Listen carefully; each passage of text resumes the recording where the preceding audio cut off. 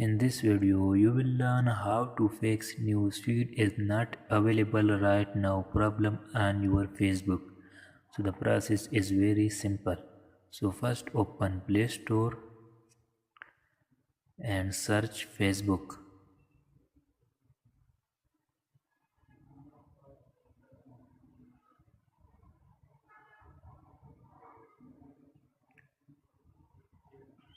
Now first update your Facebook application and then go back, open setting.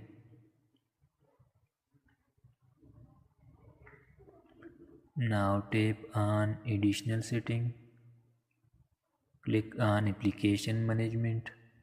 Now find Facebook.